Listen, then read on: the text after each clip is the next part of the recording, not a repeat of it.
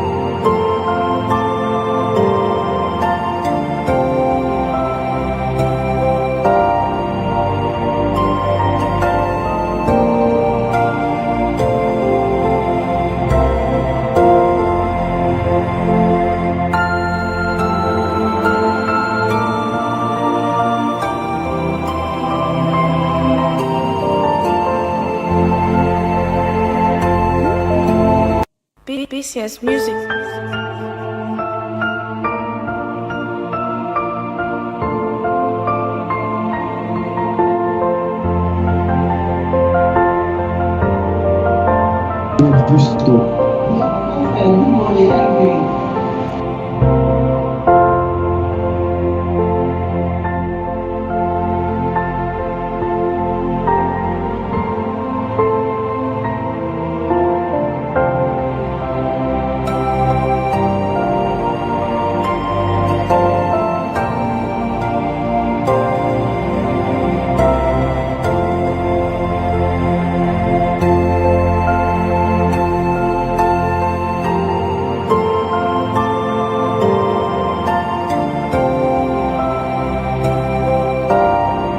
Good morning.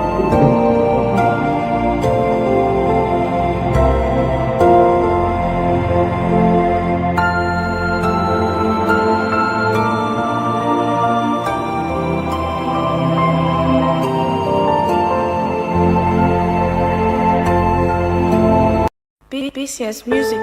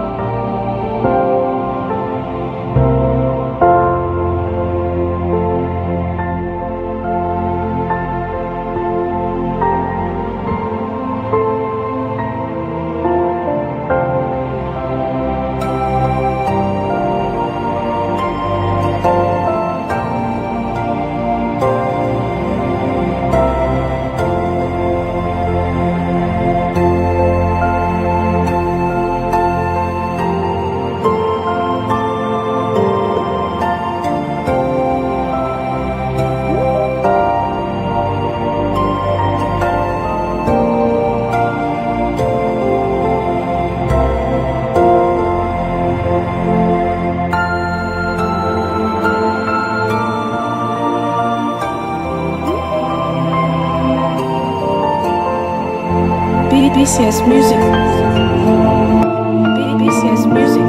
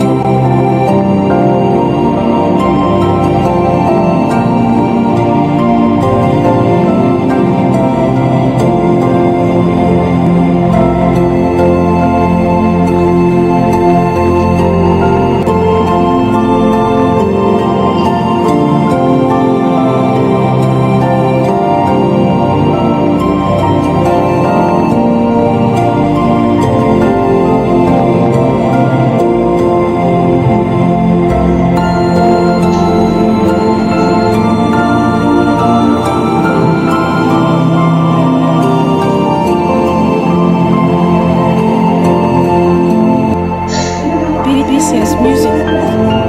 BCS Music.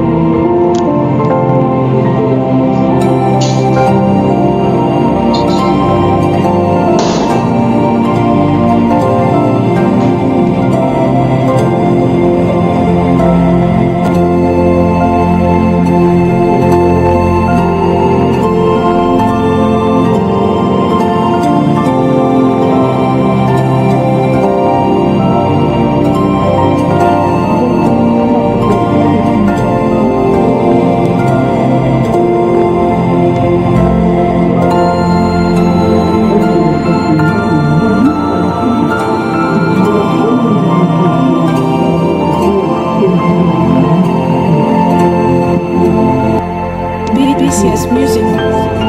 BCS Music.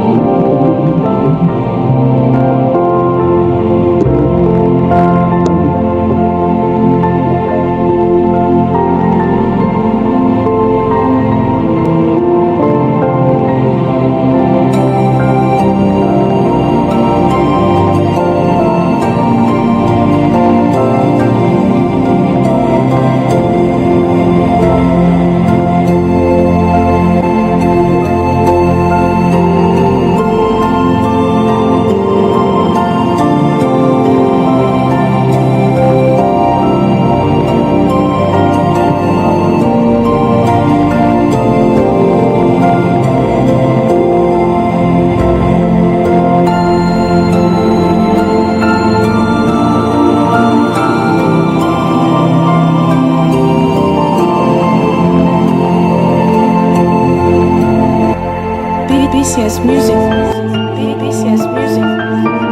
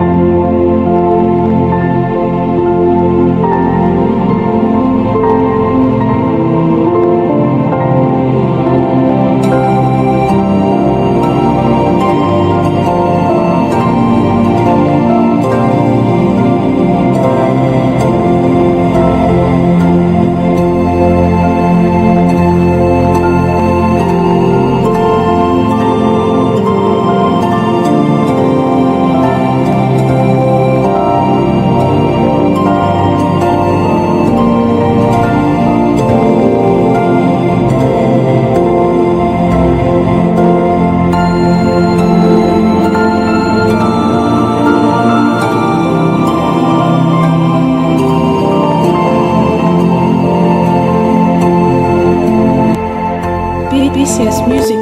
BCS Music.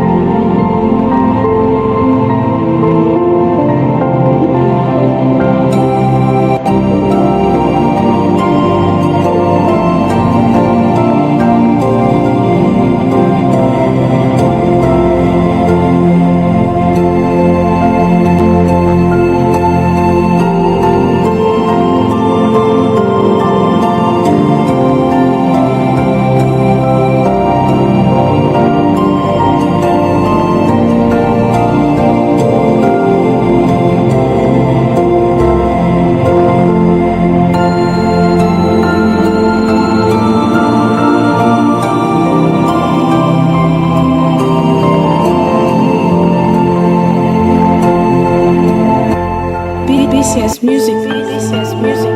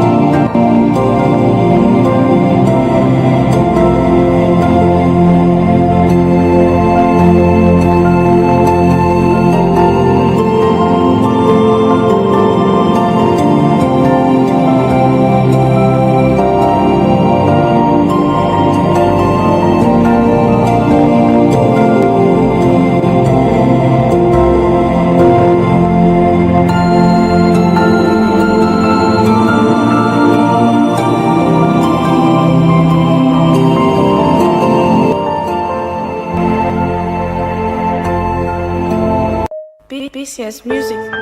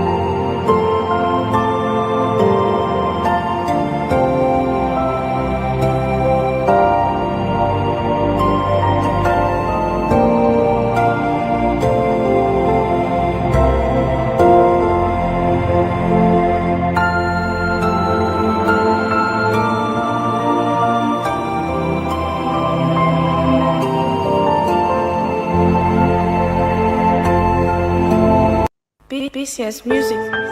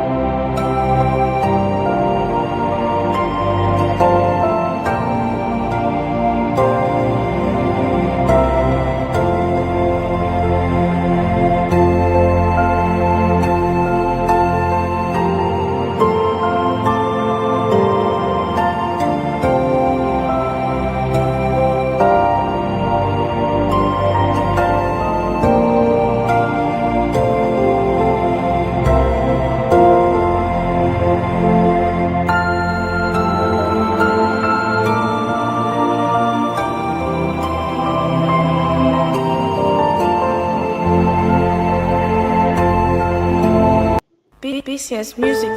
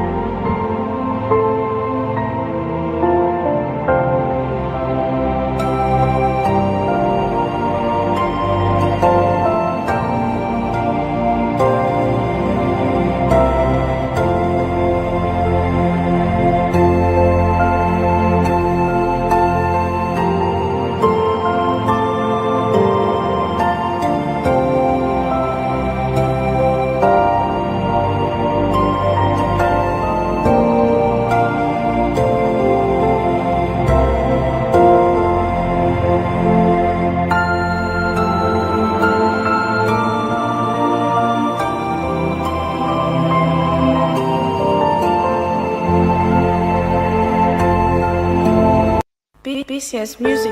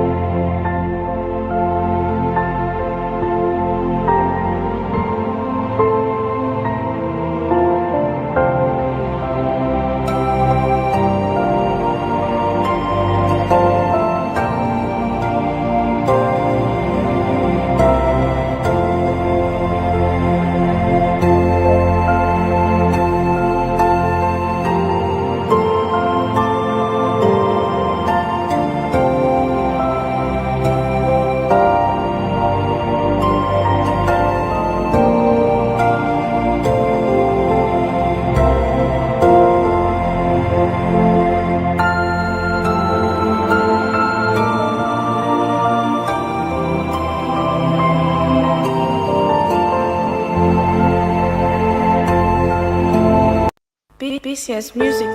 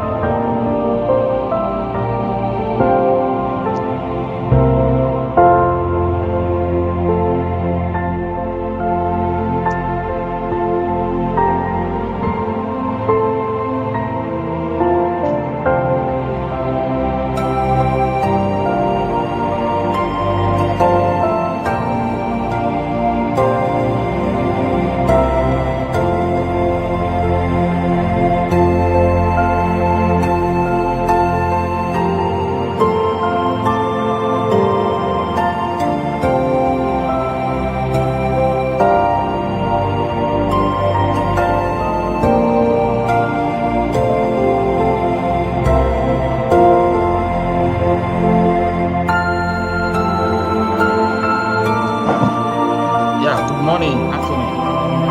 Can you all hear me?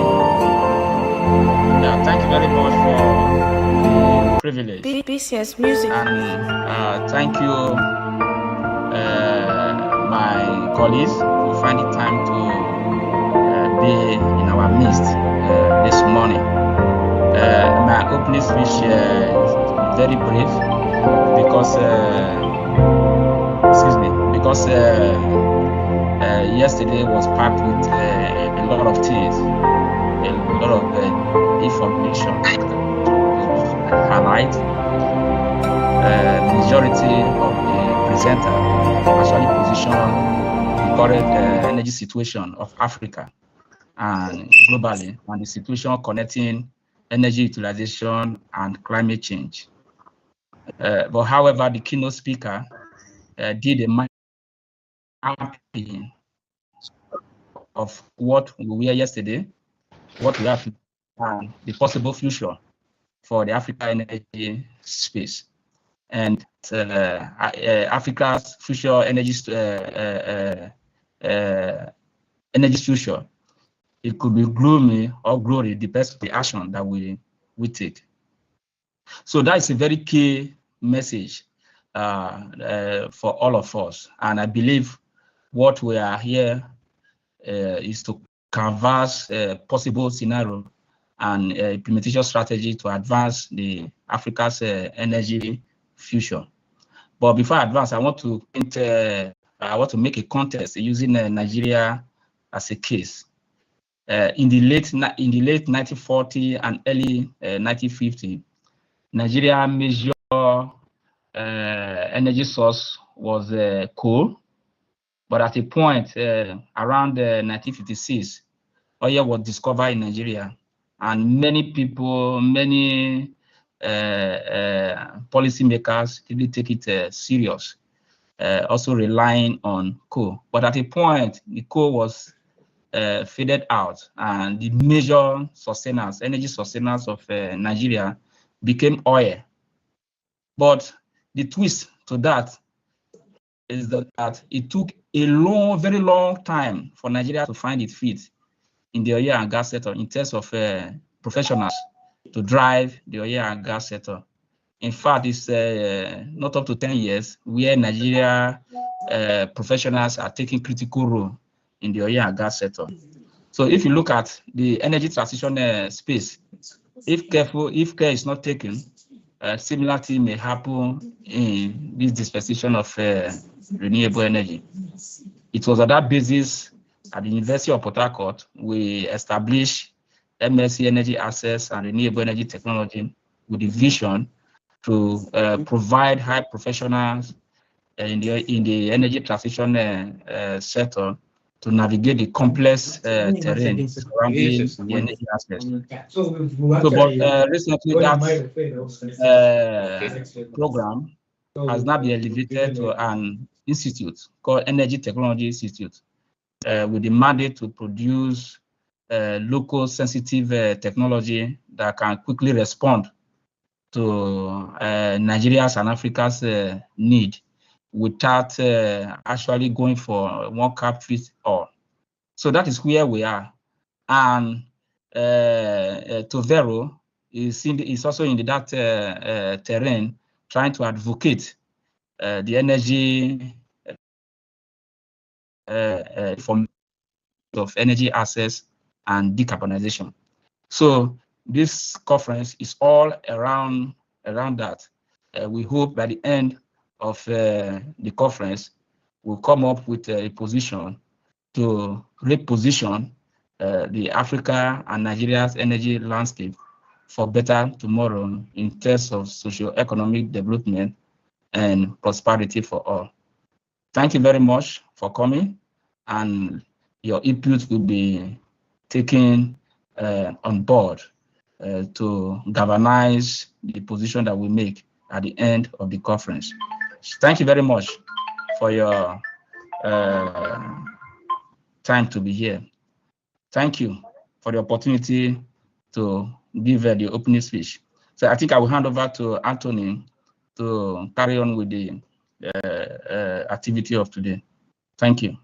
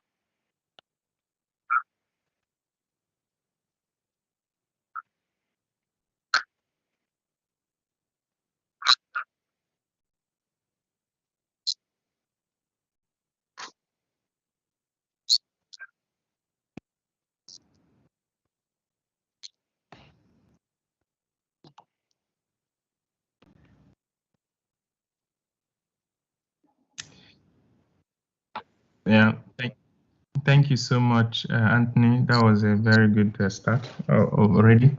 And that was also a very nice comment coming from you, Professor. And I think that with it, we've already started framing well this conference. The second day of the conference, of course, as you know, yesterday we started very well, touching on very important issues.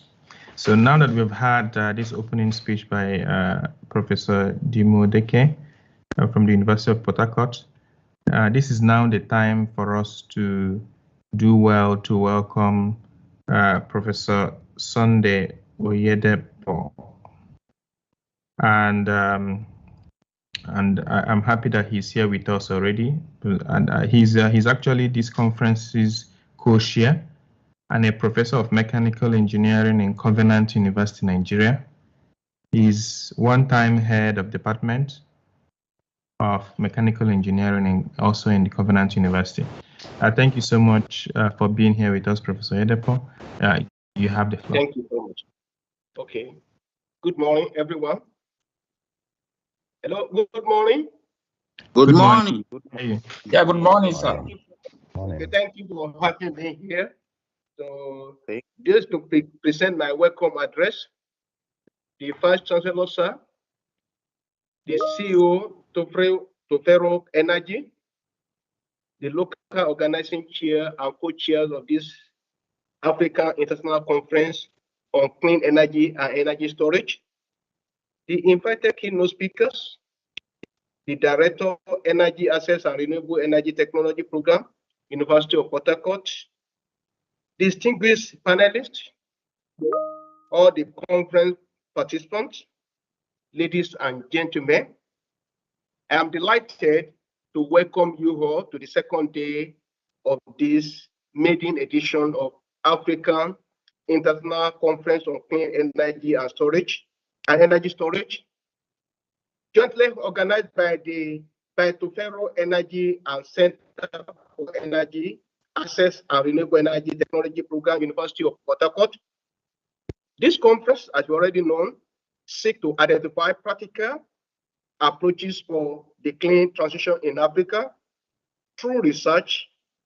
Moreover, the conference aimed at bringing the academia, industry, and regulators to be in one space to discuss issues that concern the clean energy sector and energy storage in Africa, which I believe these were really addressed through the presentation yesterday and the keynote speech presented by the keynote speaker.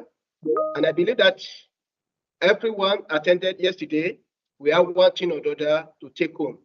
Today, I do believe that at the end of today's presentations, there will be way forward toward achieving clean energy transition in Africa. I wish you all successful deliberation today and successful presentation. Thank you all, and God bless you all.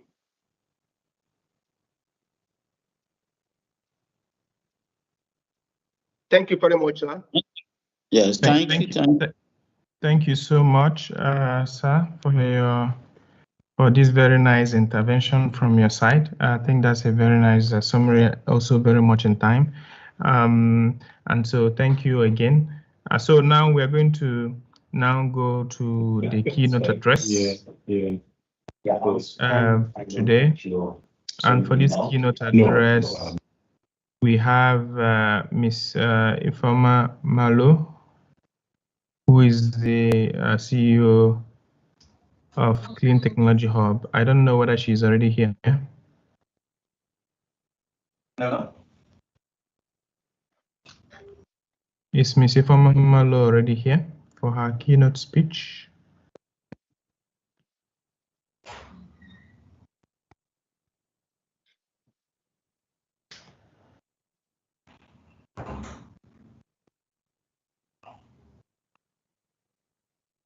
Okay, it seems that she's not yet here. I think that we might actually do well to start. I'll continue with other sessions while we are checking out to know why she's not yet with us, as you know, the conference.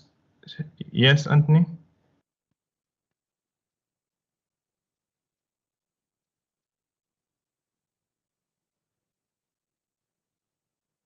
Okay.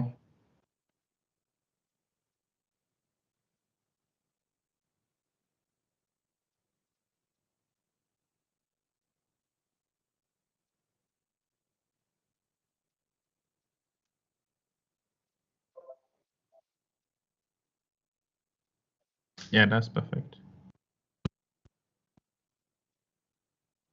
Yeah, maybe we can hear from those who attended yesterday. How did you understand what was your input? What is your intervention from yesterday's session?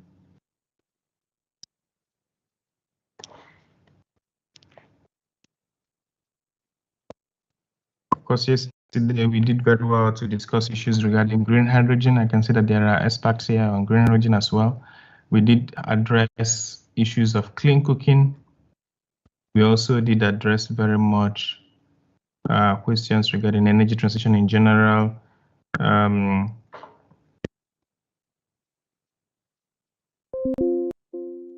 of course, mini grids. So all these things were the things we were able to touch on yesterday, following the very nice keynote speech that came, and also the keynote addresses. And now today we are expecting actually to have further discussions on energy transition economics, energy transition finance, renewable energy systems and their interconnectivities, and then clean mobility and energy storage. So these ones are kind of like enablers, as things that would actually enable those points that we raised yesterday very much. Yeah, so I believe that our presenters are also on standby, ready to jump in as at when needed. Without further ado, I don't know if anyone here wants to unmute yourself, raise up your hand, unmute yourself, and give us your understanding of what has happened yesterday. And maybe you had some questions that we didn't have time to take. This is the time to kind of bring up some of the issues while we wait for our keynote speaker to log in. Keynote speaker, is it keynote speaker to log in? Okay. Yes, I can see Collins Otieno. Please, you have the floor. Where did I send you that shared at University? I need to write something that with those questions so that I know the questions I'm asking. Today is the it's hard to manufacture. Okay. Yeah, we're having a bit of problems hearing you. Can you please be audible? We can hear you. Hello. Yeah, we can hear you me now. Yes, we can hear you now. Now, I'm asking a question about the hydrogen, the presentation about hydrogen in Africa yesterday. Okay. We realized that hydrogen, in terms of generating hydrogen, becomes so cost expensive.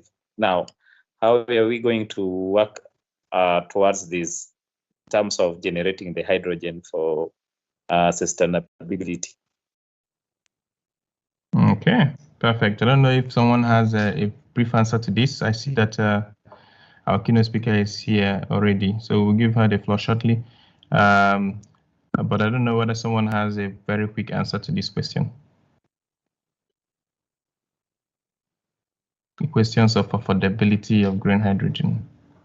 I can also see your hand a while.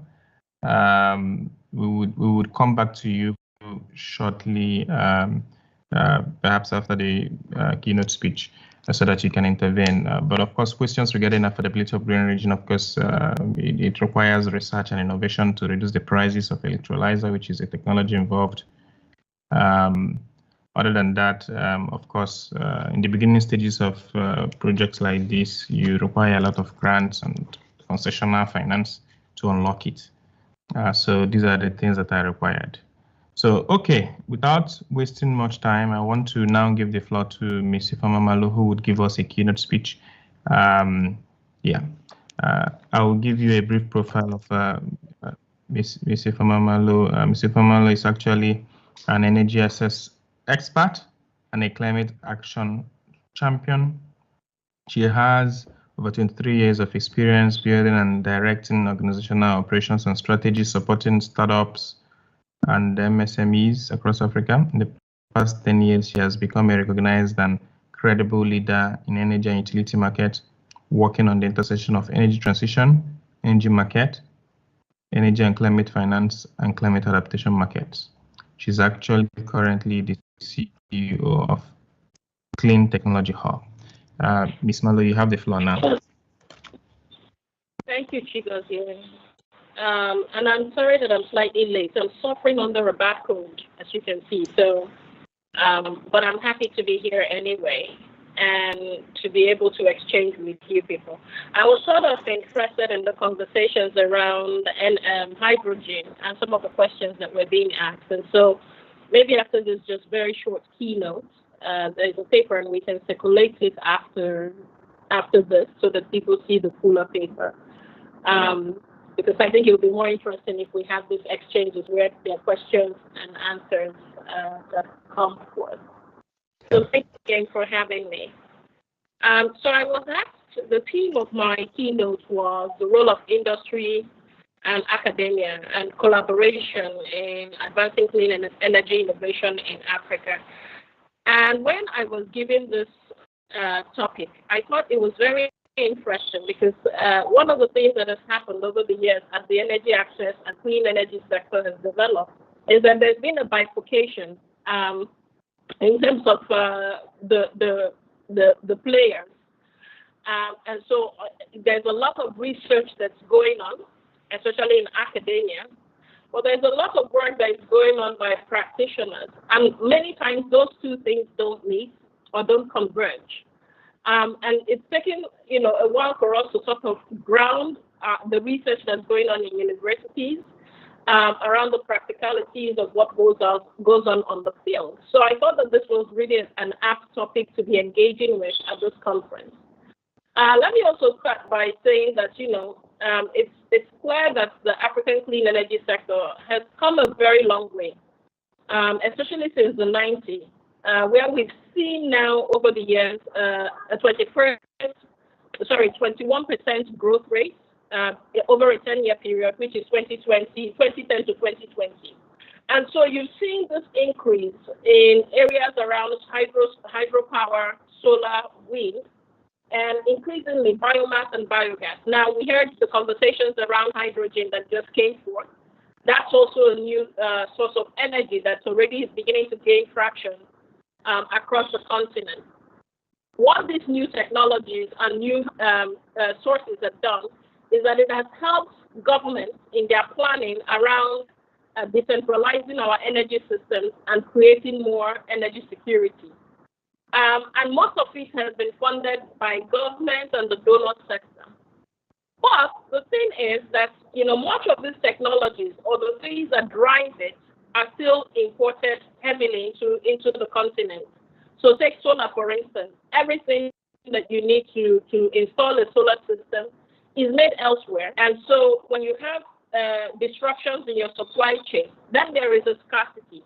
And the whole notion of you having energy security by decentralizing your energy sources then is in peril by those supply chain issues. So since most of the technologies are coming from outside the continent, mainly from the US, China, and other Southeast Asian countries and Europe, there is now a commitment by African leaders and African countries to spend at least 2% of their GDP on research and development. And the reason for this is to see how we can develop most of these things, whether it's the solar panels, the batteries, the charge controllers, everything, that you need to do maybe like a solar mini grid project. How can we then produce those things here? Yesterday, the Minister of Communications and Innovation Technology, Dr. Bosun Tijani, has been on the forefront of pushing for local production. Yesterday, he made a call for students who had done CWES or IT in Nigeria, and was asking them questions around whether they were able to build or fabricate anything, because I think that ministry is now trying to see how they can bring in funding support to scale up our own indigenous innovations as well. So, but there's now 2% of GDP that the African Union and its member countries are committing on research and development. But by 2019, the continent's funding, when it came to R&D, was only 0.4%, to the 1.7% that is the global average. And so you see that there is still a gap. You also see that today there is some static coming through, so I don't know if it's coming from me. We also see that today Africa contributes only 1% to GDP expenditure on research and development in total. So it's clear that the continent needs more innovation, needs more research, especially in clean energy and energy storage. But it also needs such research activities to flow into industry and the growth of domestic supply chains, so that we can have new products and new technologies that solve our local problems and that are indigenous to us as well. We need to avoid the situation of research being undertaken through only undergraduate projects, postgraduate projects, people who are trying to get a degree, whether it's a PhD or master's or bachelor's. Because the truth is, those things are required and it's good that they're there, but we have to be able to fund independent research situated within faculties and situated within researchers that can drive the commercialization of that research to match with industry. Because when you have research for the sake of it, just to get a degree, and it does not advance the innovation that has to go on in the country by taking that research into the field, then they become obsolete after a while. So, and because they become unusable by the industry due to their obsolescence, a lot of the funding, a lot of the money, and a lot of the innovations that could have gone to drive those research and continue to improve with them, all of that is lost. And so this is why we need to encourage what's the kind of research that leads to a degree, but the kind of research that is going to be independent of a degree and that can help industry advance a lot of the technologies that they need to shape the communities that they serve. And I'll use an example of the AI. For over 15 years, open AI had been a thing. There was deep research going on, especially in the US, by a group of scientists and a group of technologists who came together and said, artificial intelligence is the future. And for over 15 years, they've been pushing this. So when we see GPT come out last year, it was almost 15 years of work that led to that. It wasn't today, it wasn't yesterday. What happened over the last 3 or 4 years was that it was accelerated because also another group of people now came and said, we need to then think about how to commercialize it and better test it. And so moving on, one of the consequences of limited academia industry linkages is the high import costs associated with renewable energy. And I said this earlier, especially as we're now having a lot of issues with our Naira fluctuation and even Naira availability. With a weak Naira, it is going to be very hard for the renewable energy industry to continue to operate at scale. If we think that cleaner energy, renewable energy is going to be a part of our energy security, we cannot continue to be very, very import dependent on it because the Naira doesn't make it possible for it to be a competitive industry. So this is where research comes in, right? Because when the continent is still lacking and has a huge energy poverty, especially in our rural area, and we know that using some of these renewable energies can get power to them faster. But yet it's very difficult for industry to be able to import or bring in goods that can help them accelerate this energy access in those communities because we have weak currency. And so this is, again, why it's important for us to develop our own indigenous materials that can drive this clean energy business and investment. And this is why this African International Clean Energy and Energy Storage Conference is important. because the conference is now trying to enable researchers and industry practitioners to come together and synergize.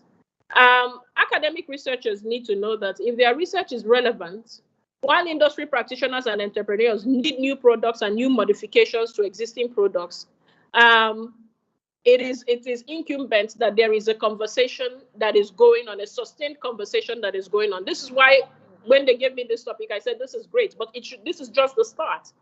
And what we're hoping to see is better collaboration and better defining of R&D measures, even siloing it across different technology types, whether it's solar, wind, biomass.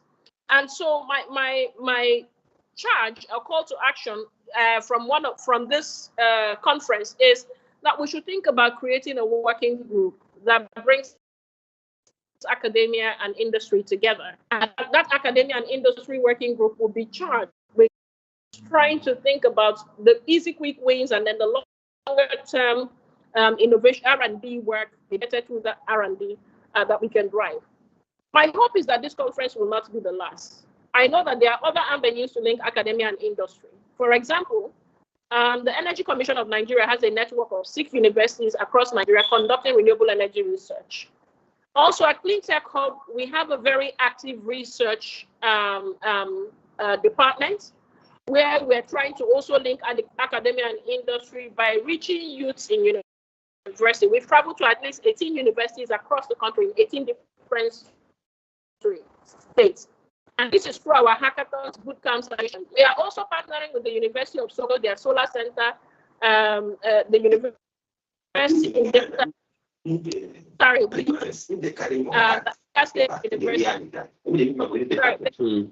There is some static. I'm not sure who that is. So we have these universities on some seminal research around renewable energy on the policy and regulatory side. But we want to actually see more being done on the active technology side. These sort of partnerships, especially with universities, are helping not just the academia, but also the students towards pushing them into industry relevant courses and also problem-solving research and innovation so that we can create that culture from the very beginning. And these efforts are also aimed to enable the clean energy sector to be more gender inclusive than it currently is by deploying programs in those universities aimed at young girls in schools. Now, lastly, for academia, we know that inadequate funding to public tertiary institutions and research centers places a lot of limitation on the kind of cutting edge and useful research that Africa's academia might undertake. But this is why academia must partner with industry, because most times, at least I speak for CleanTech Hub, we're able to get grants that ask us to do research. I think it will be more powerful both for academia and also for an organization like CleanTech Hub to partner with one university or an institute to do this sort of research. A lot of our partnerships outside of the four local universities I mentioned earlier are international. We're partnering with universities, 3 institutes in Germany, 2 universities in the United States, 1 university and 1 research center in Canada. We would want to be able to replicate some of those things there. Recently, the University of Lagos is building innovation hubs and labs to drive useful innovation. LASU has reached out to us. We're partnering with them, and we have an MOU on driving renewable energy technologies. The Ebonyi State University Vocational College made news in 2020 when it built electric vehicles. So it's a hope that Africa overcomes the very academic industry collaboration, and that government funds and support such collaborations, and that more importantly, that academia is much more open to partnering with industry and driving the growth of R&D in the clean energy sector. I thank you for your time and for giving me this opportunity to speak with you. Thank you so much, Ifeoma. I think that was a very nice intervention. You touched on very, very important topics. As you know, most of our technologies are mostly still imported, as you've mentioned. And if it is imported, of course, it affects. I mean, once there is exchange rate fluctuation in the country, it strongly affects the sector, and of course, jeopardizes progress in energy transition. You've touched on it very well. The importance of more research the importance of more collaboration between industry players and researchers, artificial intelligence, the importance of it. And I think that these are very, very important points raised, and I thank you for those. I want to take more questions actually from the floor. I know that there are people who are already here who would like to ask you some few questions as a follow-up. I have here first Collins Tieno. Collins Tieno, you can unmute yourself and ask your question.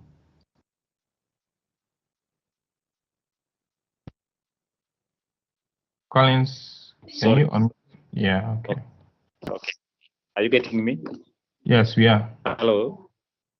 Now, I thank CEO Malo about the presentation.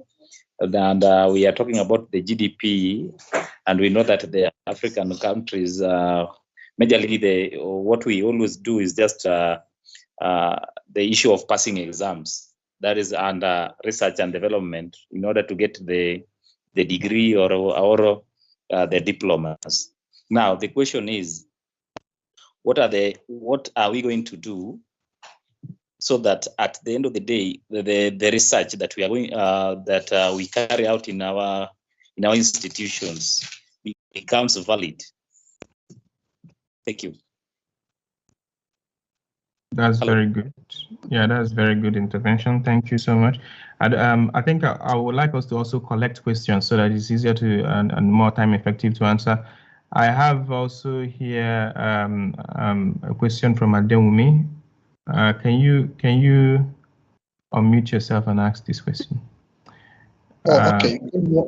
Good morning, all. Nice to be here. Thank you very much, our lead presenter. We really appreciate what you have said. One of the things I just want to mention, my interest is in green hydrogen. Fortunately, I missed yesterday, but like the prof was mentioning earlier, we know, like you mentioned regarding the use of when we're stocked with coal in the 50s and 60s, and petrol was coming on, we failed to develop policy or capacity to be able to take charge until recently, mentioned about 10 years ago, when we started having a Nigerian company taking charge of the oil and gas sector. Similarly, too, in the use of the green hydrogen, we seem not to talk about the technology. Well, I'm also very interested in the issue of coupling the production, transportation, and storage of green hydrogen with industry. So maybe you have hubs, creating hubs where we can talk about the production of hydrogen, hubs for production and utilization. But the point also is that how do we couple this with the local industry so that it can accelerate development? Because if it's done in silos, that we started with what we were doing initially with the RE sector, that's the solar sector, it might take a longer time for it to move on. But how can we couple it? What are the industry that currently we can couple this new technology with that, so that we can accelerate our development and adoption and adaptation to our local environment? That's my question. Okay, thank you so much, the Engineer David. We'll take one last question now from Victor Fagorite, and then we now give Ifeoma the floor to now address them.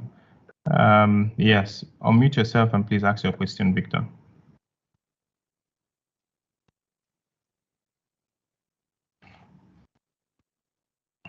We can't hear you.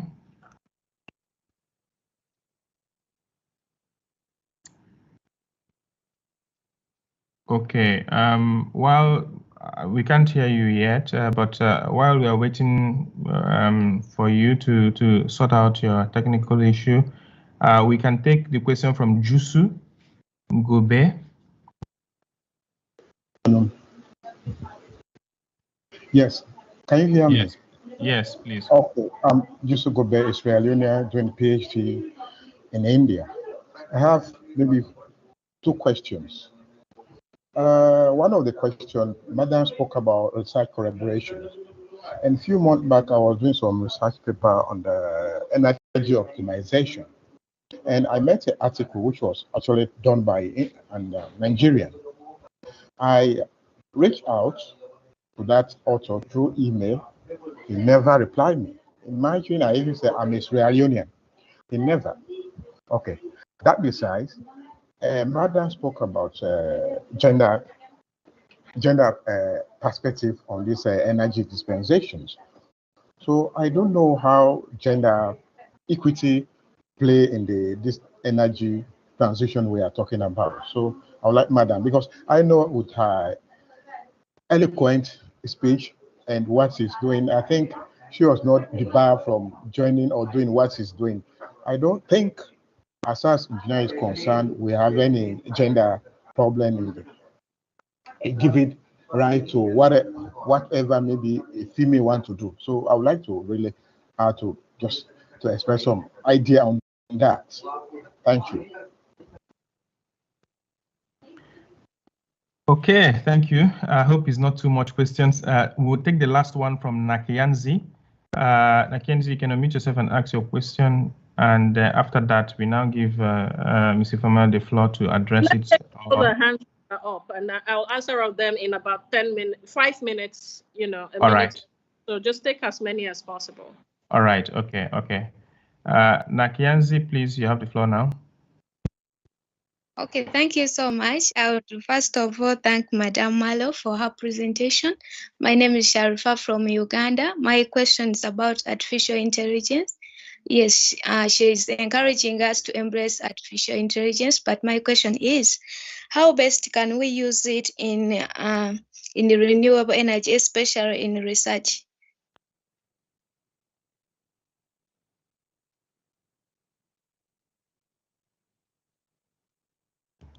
Okay, I think that's a clear question. Okay, now I think that's what we have for now. I don't know whether Victor, can you talk now?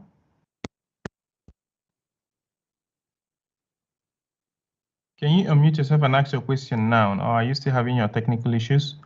Alternatively, you could also put that question in the chat so that we can be able to get it and then read it out for you.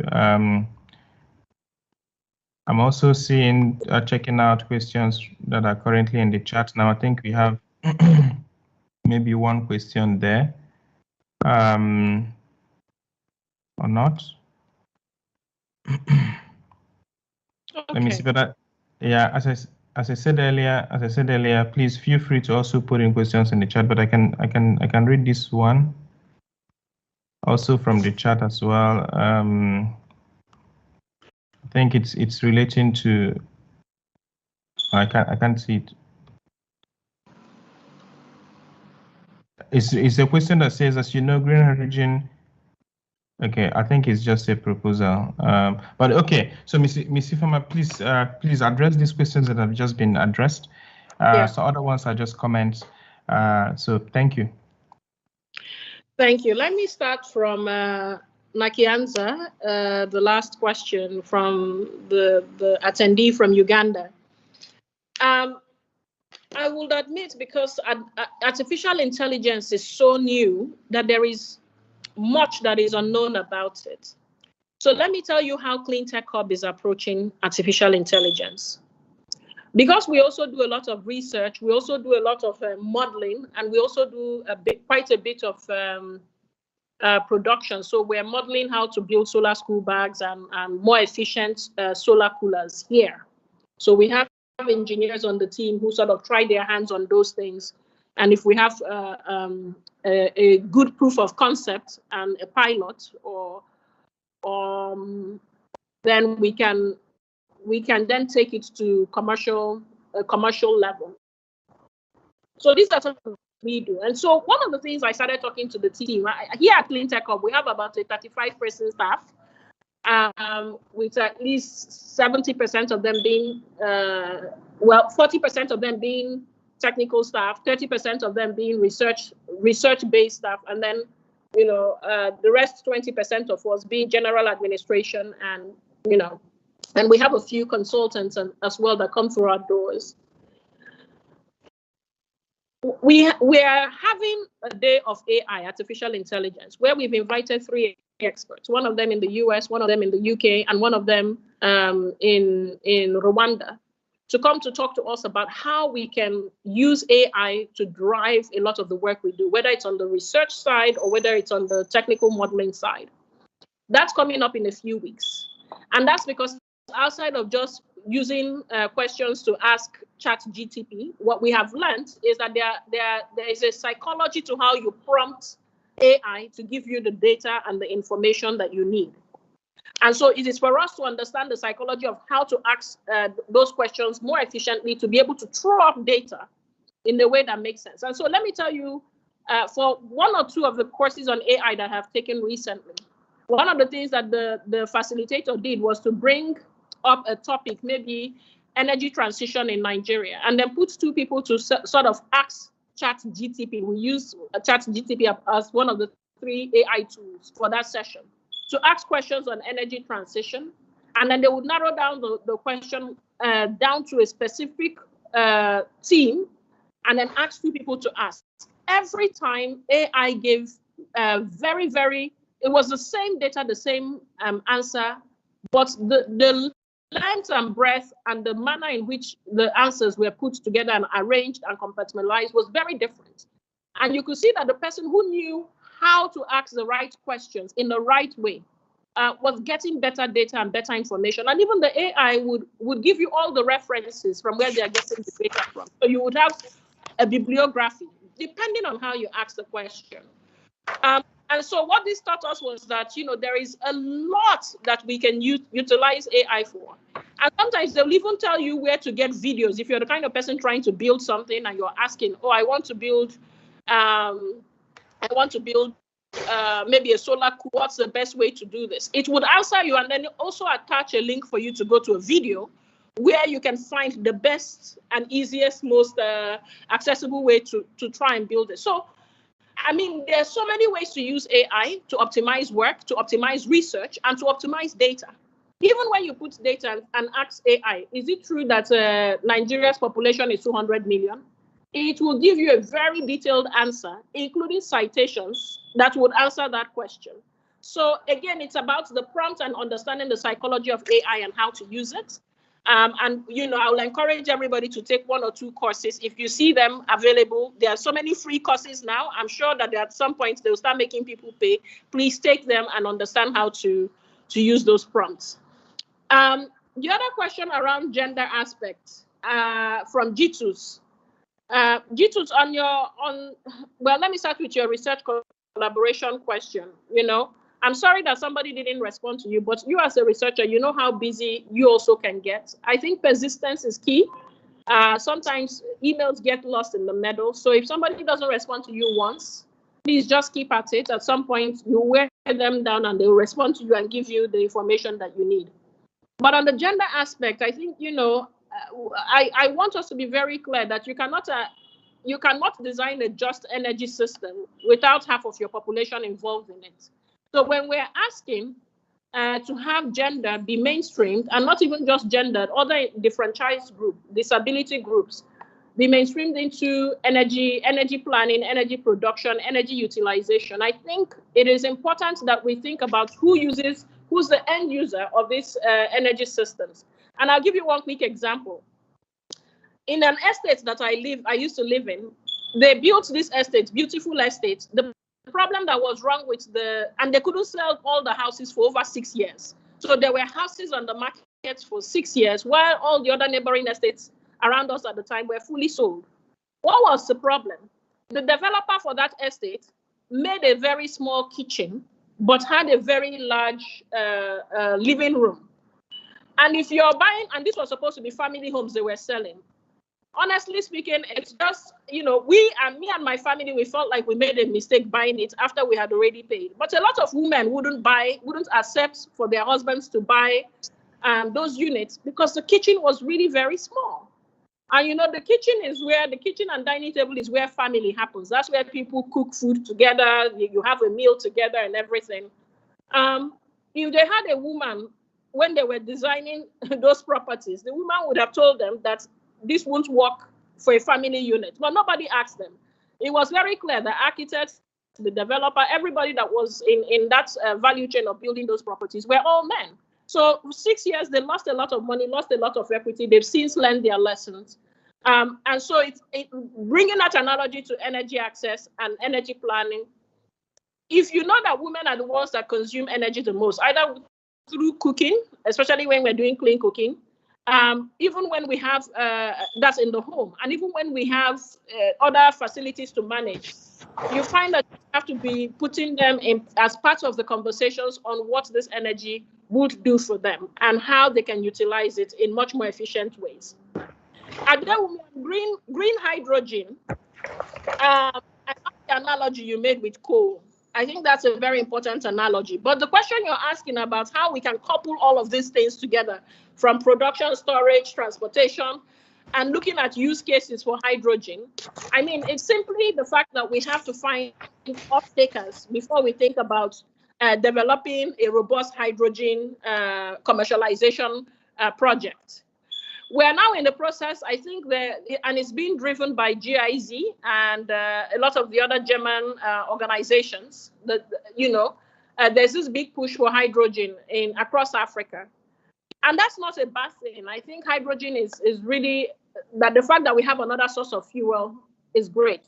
The challenge that is beginning to appear is that all of the talk around hydrogen now is for export, not for domestic use.